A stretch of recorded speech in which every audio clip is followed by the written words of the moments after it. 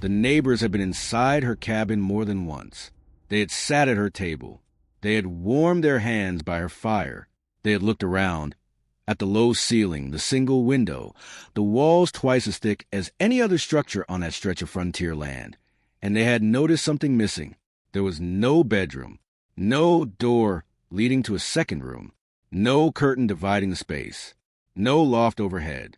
Just one room, a work table, a cast iron pot, and that stove, that enormous, unreasonable stove, built not in the corner, not against the back wall, but through the wall itself, a mass of mortared fieldstone that ate up nearly a third of the cabin's interior and made no visible sense to anyone who looked at it. One neighbor, local accounts recall, asked her plainly where she slept. She pointed at the wall. He assumed she was joking. That was the winter of the early 1880s. Somewhere along the northern edge of the Minnesota frontier, where January winds came down from Canada with nothing to slow them and temperatures dropped to levels that split green wood at the joints. Cabins burned through cords of firewood in days. Families woke to frost on the inside of their walls. People moved furniture to the center of rooms just to stay alive through the night. Her cabin did not do that. It looked ordinary from the outside, low profile, half buried on the north face, sod piled against the foundation. But something inside that cabin was different. Something no one thought to ask about until a blizzard in late February forced 3 of her neighbors through her door at dusk, and they stayed until morning. By midnight, every one of them had stopped shivering. By 2 a.m, they had pulled off their coats. And by the time pale light came to the single window, they understood, finally, where she slept, how she stayed warm, and why her stove was built the way it was. What she had figured out, alone, with fieldstone and river clay and a winter coming fast, was something that engineers in Asia had understood for over 1,000 years. Something that Russian settlers had carried across Siberia. Something that the frontier, in its arrogance, had completely ignored. This is the story of what she built and why it worked. If you ever wonder how people survive brutal winters before central heating, hit subscribe and drop a comment telling us where you're watching from. Let's get into it.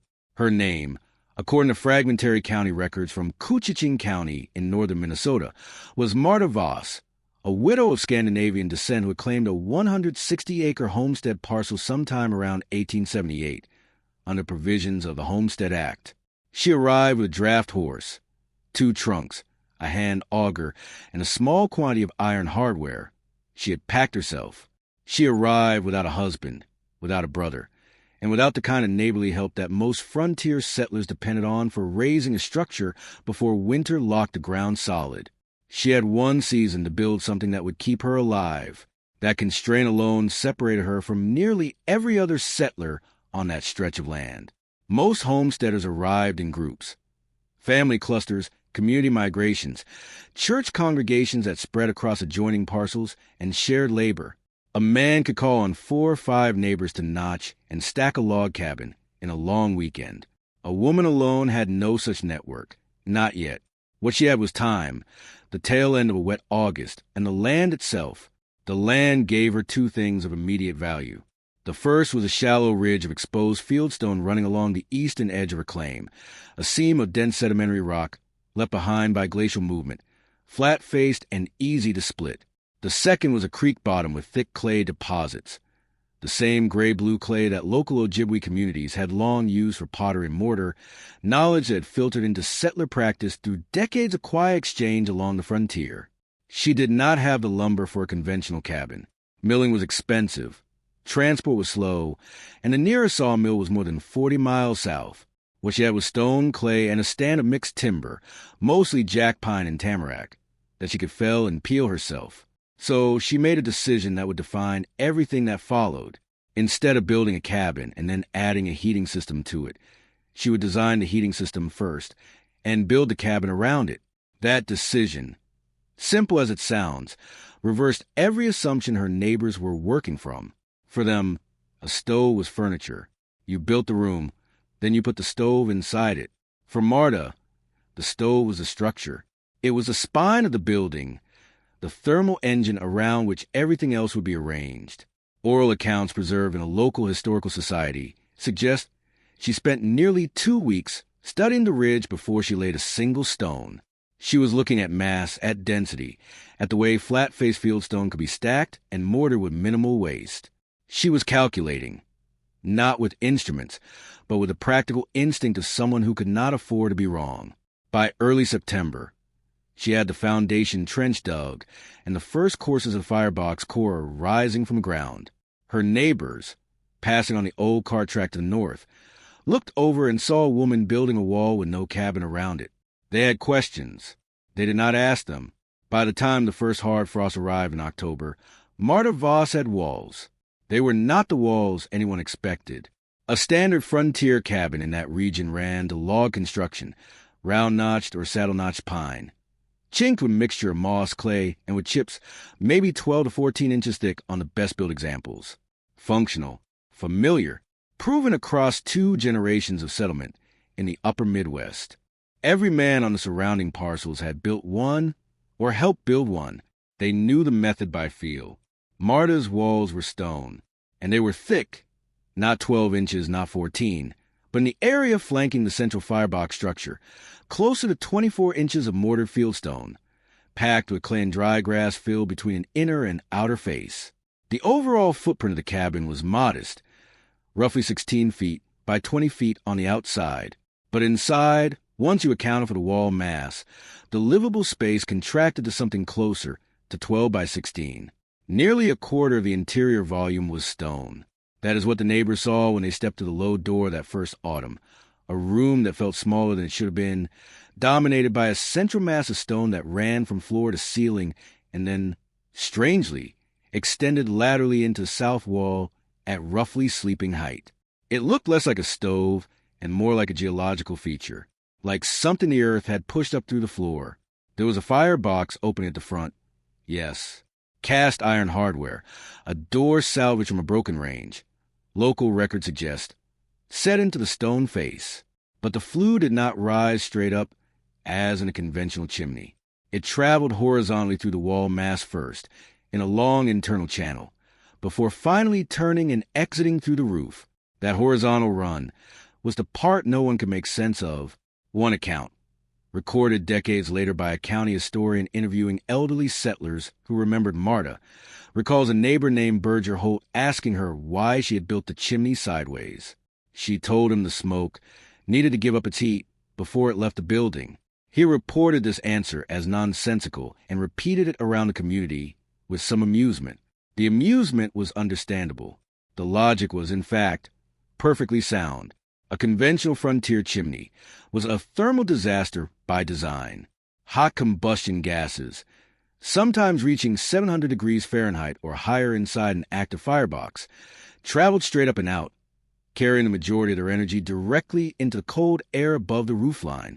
You burned wood to make hot gas, and then you immediately expelled the hot gas. What remained in the room was radiant heat from the firebox face, and whatever warmth the air had absorbed before the draft pulled it upward. Efficient? No. Adequate? Barely. Marta's horizontal flue channel changed that equation entirely. By forcing combustion gases to travel through 20 or more feet of internal stone passageways before exiting, she was extracting heat that a straight chimney would have thrown away. The gases arrived at the exterior flue port at a far lower temperature. Oral accounts describe the exterior chimney as barely warm to the touch even during a full burn, because the stone had absorbed what the fire produced. From the outside, it looked like a badly designed cabin with an oversized stove. From the inside, on a cold night, it felt like sleeping next to the earth itself. The part that no one could locate, the bedroom, was not hidden in any theatrical sense. It was simply so integrated into the structure that visitors who did not know what to look for would pass their eyes right over it. Along the south interior face of the central stone mass, at a height of roughly 20 inches from the floor, the stonework widened into a flat platform approximately 6 feet long and 2.5 feet deep. The surface was finished smooth. Marta had pressed a layer of fine clay slip over the fieldstone and burnished it flat while still wet, then allowed it to cure slowly beside a low fire for several days. The result was a platform that looked, to unfamiliar eyes, like a wide stone bench or a low shelf built into the wall. It was her bed. More precisely, it was what engineers and historians now recognize as a variant of the hypo-cost-derived sleeping platform, a design principle with deep roots in multiple building traditions across the Northern Hemisphere. In China, the Kong had served this function for more than 1,000 years, a raised masonry platform heated internally by the flue gases of a connected stove, used for sleeping, sitting, and conducting daily household tasks during winter months. In Korea, the ondol system distributed heat beneath entire floor surfaces using a similar logic. In Russia and Eastern Europe, the pechka, the great masonry stove, frequently incorporated a sleeping ledge above the firebox, where the warmest air in the room naturally stratified. Marta Voss almost certainly did not know the names of these systems. What she knew, either from practical reasoning or from knowledge absorbed through Frontier's complex web of cultural exchange, was the underlying principle. Stone that has absorbed heat releases it slowly. A sleeping surface built into the thermal mass of a masonry stove would not merely be warm. It would stay warm, passively, for hours after the fire had died to coals. The physics behind this is straightforward. Dense materials like sandstone and limestone have high thermal mass. They can absorb large quantities of heat energy and release it gradually over time. The rate of release depends on the thickness of the material, its density, and the temperature differential between the stone surface and the surrounding air. In Marta's platform, the fieldstone core was being charged with heat continuously during burn cycles. Surface temperatures on a well-managed Kong-style platform typically range between 80 degrees Fahrenheit and 98 degrees Fahrenheit, warm enough to be profoundly comfortable, cool enough to be safe for extended sleep. Sleeping on it was not sleeping beside warmth. It was sleeping inside warmth. A conventional frontier settler in that region slept on a rope or plank bed, elevated off the floor to escape the coldest air layer, layered under wool blankets and buffalo hides. The bed itself held no heat. It only reflected what the body produced. By morning, with the fire bank low, interior cabin temperatures could fall to 35 degrees Fahrenheit or 40 degrees Fahrenheit. The sleeper was warm because the insulation worked, but the comfort was fragile and exhausting to maintain. Marta's sleeping platform maintained a surface temperature of roughly 85 degrees Fahrenheit to 90 degrees Fahrenheit through most of a winter night on a single sustained evening fire. She slept on a wool mat.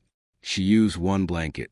She did not wait to add fuel in the early hours of the morning, as nearly every other homestead in the county did, a labor that, multiplied across an entire winter, represents an enormous cost in broken sleep, cold exposure, and firewood consumption.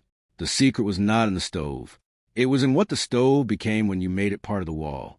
To understand why Marta's system outperformed every conventional cabin in the area, it helps to understand what heat actually does inside a frontier structure and how much of it is simply wasted. In a standard single-room log cabin of the 1870s and 1880s, the primary heat source was a cast-iron box stove or a simple brick fireplace positioned somewhere near the center or against one wall. These systems produced heat in one dominant mode. Convection. Hot air rose from the stove's surface, circulated through the upper portion of the room, cooled against the walls and ceiling, and sank back down. This is why frontier families instinctively crowded close to the stove. The air temperature 3 feet from the source could be 20 degrees Fahrenheit or more warmer than the air near the floor or against exterior walls. The room was not uniformly heated. It was heated unevenly, inefficiently, with enormous thermal gradients from floor to ceiling.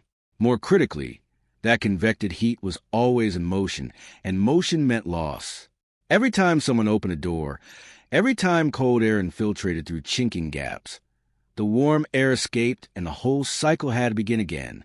You were not storing heat. You were producing it continuously and losing it continuously, and the only way to maintain comfort was to keep burning wood at a rate that matched the loss. Marta's system attacked this problem from a different angle entirely. Masonry thermal mass does not heat air first. It absorbs energy from the fire, to the firebox walls, through the flue channel, through every square inch of stone surface in contact with combustion gases, and stores that energy as temperature differential within the stone itself. A properly charged mass of dense fieldstone, for 8 inches thick in its radiating surfaces, will continue emitting radiant heat for 6 to 10 hours after the fire is extinguished. That radiation does not depend on air movement. It does not escape when a door opens. It does not stratify to the ceiling. It radiates outward in all directions from the stone surface, warming every object and body within its line of influence directly. This distinction between heating the air and heating the objects is the core of what made masonry stove systems so superior in extreme cold environments. Local accounts suggest that Marta typically fired her stove once in the morning and once in the early evening. Each burn lasted roughly 2 to 3 hours using a mix of dense hardwood, primarily ironwood and green ash from the creek bottom, species with high BTU output per cord. The stone mass absorbed energy during those burns and continued radiating for the remainder of the day and night. Estimated firewood consumption across a full Minnesota winter, based on comparable masonry stove systems documented in period literature, ran between 2.5 and 3.5 cords. A conventional box stove cabin of similar size in the same climate typically consumed between 6 and 9 cords for the same period. She was heating her home and sleeping warm through the night on roughly 40% of the fuel her neighbors required. They had noticed, by the second winter, that her woodpile never seemed to shrink the way theirs did. They had no explanation for it. The explanation was standing in the middle of her cabin, mortared into the south wall, radiating quietly into the room while she slept. The winter of 1882 arrived early in northern Minnesota. County records from the period describe it as one of the most severe stretches of cold in the post-settlement era for that region, a sustained pattern of Arctic air that pushed temperatures to minus 30 degrees Fahrenheit and below for weeks at a stretch, accompanied by winds that drove fine snow through every gap in every structure on the frontier. Firewood consumption that winter was, by most accounts, catastrophic. Families that had come into November feeling prepared found themselves rationing fuel by January. Livestock died. Supply routes froze shut. The isolation that most settlers managed tolerably well in an ordinary winter became, that year, something closer to a siege.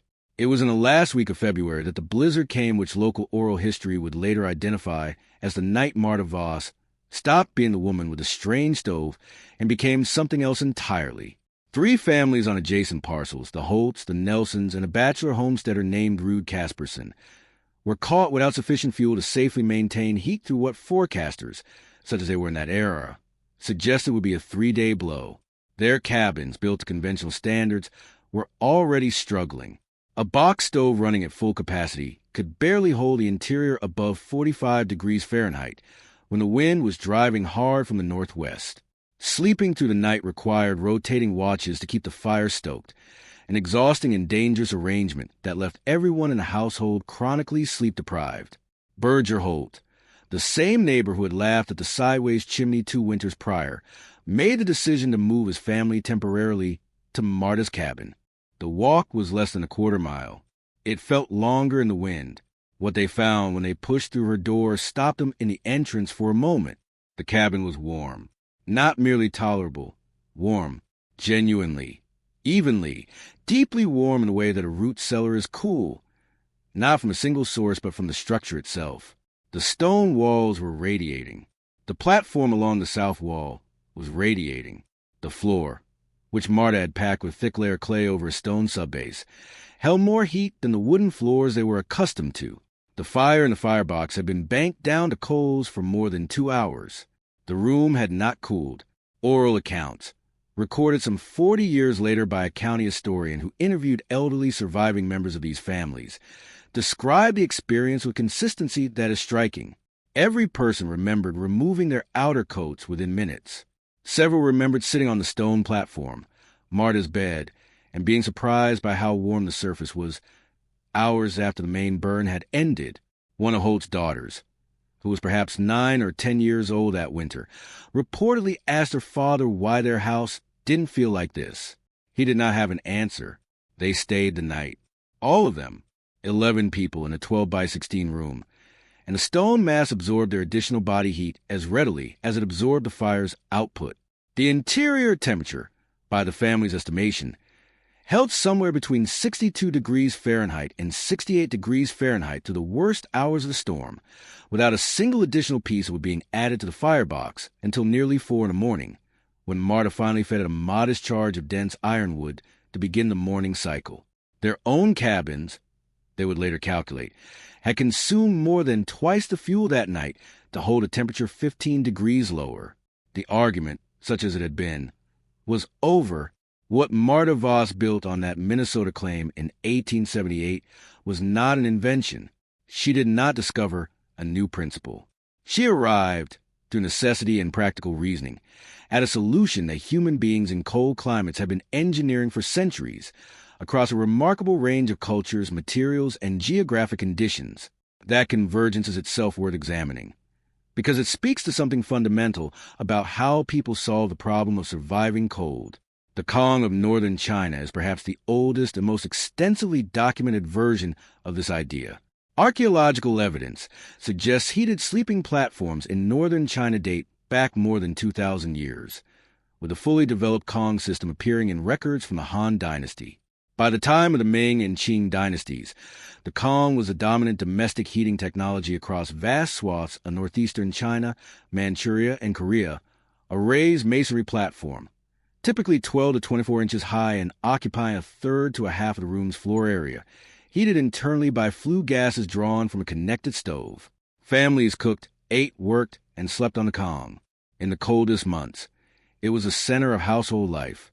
In Korea, the ondol carried the same logic to its logical extreme. Rather than a raised platform, the ondol distributed heated flue gases beneath the entire floor surface of a dwelling, a hypocaust arrangement that turned the floor itself into a radiating thermal mass.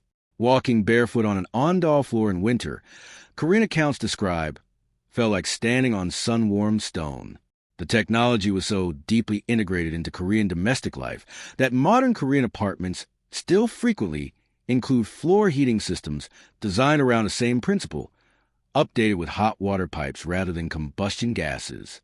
In Russia and Scandinavia, the masonry stove tradition took the form of the pechka, a massive fire clay or brick structure that in some configurations occupied nearly a quarter of a small izba's interior volume. The pechka was fired once or twice daily with a large, hot, fast-burning load of wood. The mass absorbed that energy and released it slowly for the next 12 to 18 hours. In the coldest regions of Siberia, the pechka's sleeping ledge, a wide shelf at the top of the stove, where heat naturally rose and where the warmest air in the room collected, was occupied by the youngest and oldest members of the household. The logic was explicit. If you must keep one part of the dwelling warm above all others, let it be where the most vulnerable people sleep. Finnish settlers brought variants of this tradition into the Great Lakes region throughout the 19th century. Swedish and Norwegian immigrants carried knowledge of tiled stoves and masonry heat storage from northern Europe. The frontier, far from being a cultural blank slate, was saturated with building knowledge from a dozen traditions: Finnish log joinery, German cellar building, Scandinavian stone stacking, Ukrainian clay plastering. The tragedy was not that this knowledge did not exist on the frontier.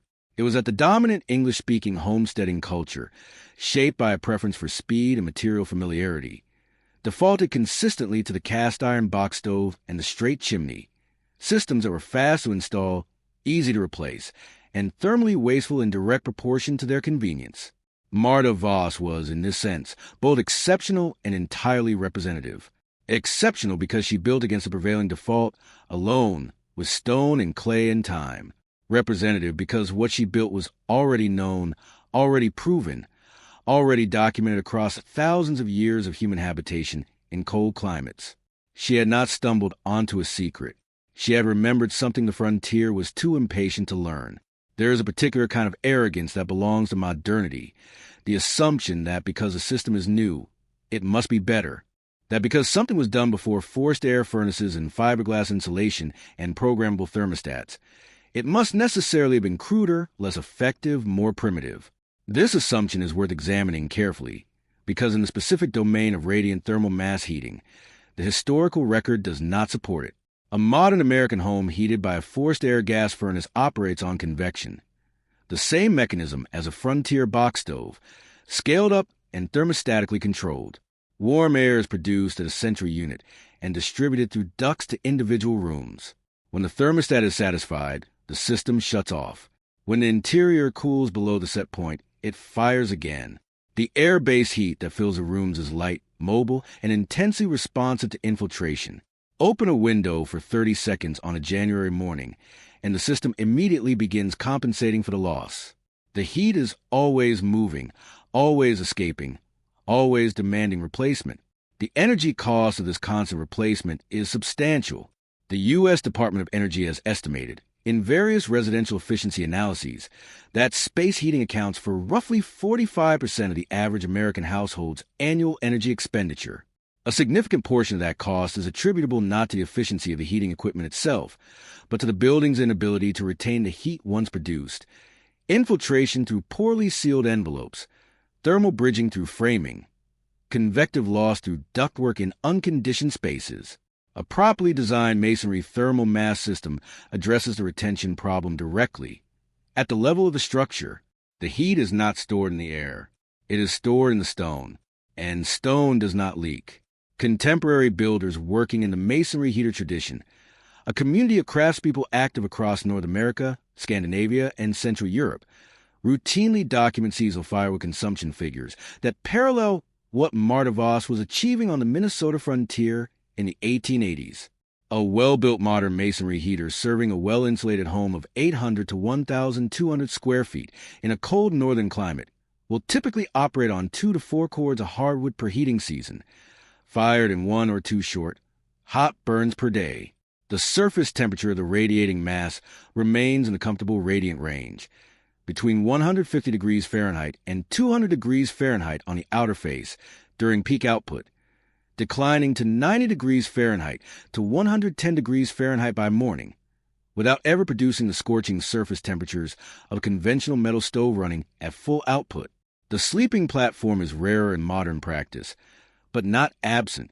Builders in Scandinavia and Japan have continued to integrate heated sleeping surfaces into residential design, and a small but growing community of off-grid builders in North America has begun revisiting the Kong and Petka traditions with modern materials, using soapstone, firebrick, and refractory mortar in place of fieldstone and river clay, but working from the same underlying geometry. They are not reinventing anything. They are remembering. Marta Voss held her claim through the brutal winter of 1882, through several more that followed, and by all accounts continued to use her masonry system for as long as she worked that land. Her neighbors, in the years after the blizzard, are reported by local oral tradition to have asked her more than once to explain the system to them. Whether any of them built their own versions is not recorded. What is recorded, in the faint traces that remain, is that her woodpile was always smaller than it should have been, that her cabin was always warmer than it had any right to be, and that the woman who pointed at the wall, when asked where she slept, turned out to know something about cold and stone and heat that the rest of the frontier had simply failed to ask. The secret was never really hidden. It was mortared into the south wall, radiating quietly, waiting for someone to look closely enough to understand it. This has been an educational and historical exploration of vernacular heating engineering. The techniques described are presented for historical context only and do not substitute for qualified professional guidance, local building codes, or modern safety standards.